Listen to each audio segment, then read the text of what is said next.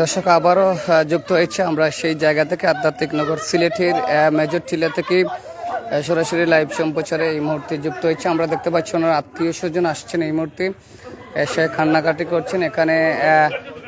এখানে যে একটি দুর্ঘটনা ঘটে, অর্থাৎ একজন ছোট শিশু বাচ্চাকে গলা কেটে হত্যা করা হয় এবং তার বাবাকেও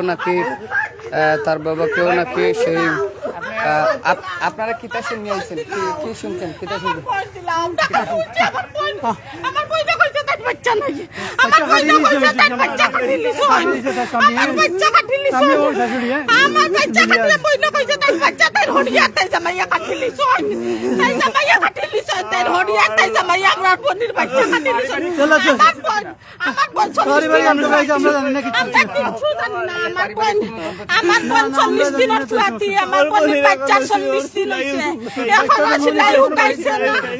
এখনো সেলাই হুকাইছে না আমার বোন। আমার বোনকে কিতাব দিতাম আমরা আপনার বোনকে তাই জামাইয়া তাই হড়িয়া তাই জামাইয়া তাই হড়িয়া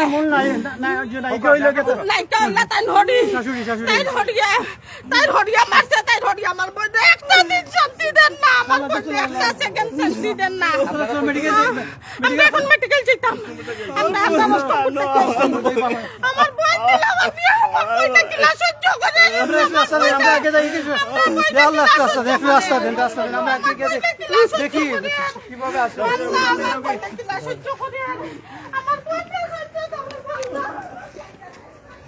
দর্শক আমরা যুক্ত হয়েছিলাম আধ্যাত্মিক নগর সিলেট সিটি কর্পোরেশনের উত্তরাধীনতা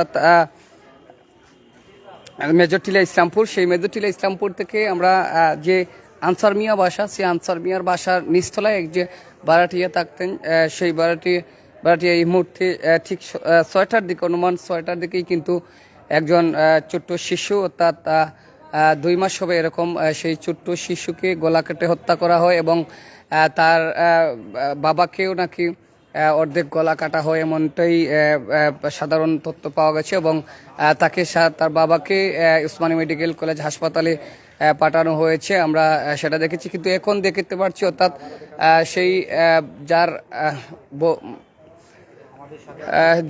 যার গলায় আঘাত হয়েছিল তাদের জেঠুরি এবং শাশুড়ি শ্বশুর বাড়ির লোক এসে বলতেছেন নাকি তাকে তার যে ছেলেপক্ষের বাবা নাকি সেই ঘটনা তার শাশুড়ি সহ ঘটিয়েছে, এমনটাই জানিয়েছেন। আমরা ইতিমধ্যে সাময়িক তথ্য যেটা পেলাম, তবে আমরা সরাসরি আপনাদের সাথে যুক্ত হয়েছি সেই আধ্যাত্মিক নগর সিলেটের যে মেজর টিলা ইসলামপুর বাজার থেকে, বাজারের ঠিক পাশেই কিন্তু ইসলামপুর মেজর টিলা মসজিদের ঠিক গলিতে, অর্থাৎ আনসার মিয়া বাসায় কিন্তু ভাড়াটি থাকতেন। সেই যারা নিচতলায় ছোট্ট শিশু বাচ্চাটিকে গলা কেটে হত্যা করা হয়, তাই এমনটাই আমরা তুলে ধরার চেষ্টা করছি আজকে এই মেজর টিলা থেকে।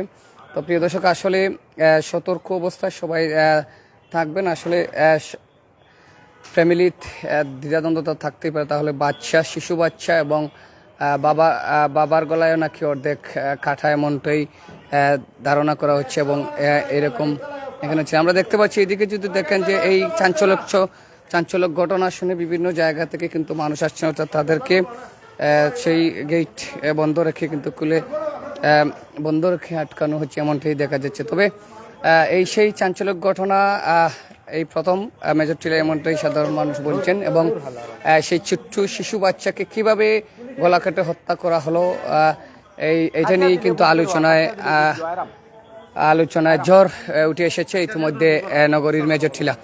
তো সেই ছোট্ট শিশুর গলা কেটে হত্যা এবং বাবাকে অর্ধেক গলা কাটা, সেই চাঞ্চল্যক ঘটনার কিন্তু এই মুহূর্তে আলোচনায় ঝড় সৃষ্টি করেছে নগরীর মেজর টিলা, এমনটাই দেখা যাচ্ছে। আমরা সেটা তুলে ধরার চেষ্টা করছি সরাসরি লাইভ সম্প্রচার। দর্শক সাথে থাকবেন, প্রতিদিন আপনাদের সাথে কিছু না কিছু সমসাময়িক বিষয়, সিলেটের গুরুত্বপূর্ণ বিষয়গুলো নিয়ে আপনাদের পাশে থাকার চেষ্টা করি বাংলা টাইম 18-এর সাথে থাকবেন। সাথে রয়েছে আমি রাজন আহমদ আরিয়ান।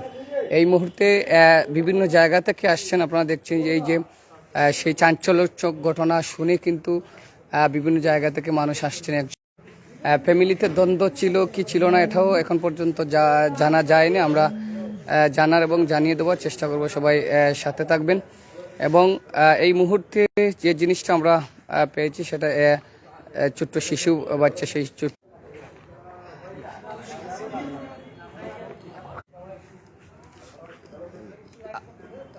এই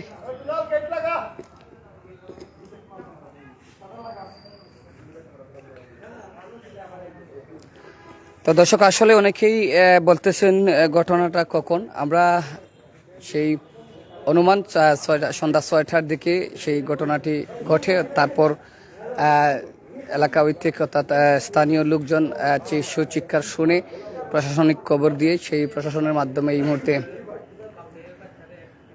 এই মুহূর্তে নিয়ে যাওয়া হয়েছে তাদেরকে যিনি সেই ছোট্ট বাসার শিশুকে হত্যা করা হয়েছে গলা কেটে তাকে মর্গে নেওয়া হয়েছে এবং তার বাবা অর্ধেক গলা কাটা তাকেও নাকি সেই উসমানী মেডিকেল কলেজ হাসপাতালে প্রেরণ করা হয়েছে স্থানীয় লোকজনের মাধ্যমে এবং প্রশাসনের মাধ্যমে। তো এই ছিল এই মুহূর্তে আমরা আপনাদের সাথে যুক্ত হয়েছি সরাসরি মেজরটিলা থেকে, নগরীর মেজরটিলা থেকে, ইসলামপুর বাজার মেজরটিলা থেকে লাইভ সম্প্রচারে বাংলা টাইম 18। সবাই সাথে থাকবেন, প্রতিদিন কিছু না কিছু সমসাময়িক বিষয় আপনাদের সাথে তুলে ধরার চেষ্টা করছি। বাংলা টাইম 18, রাজন আহমদ আরিয়ান, মেজরটিলা, ইসলামপুর থেকে, সিলেট।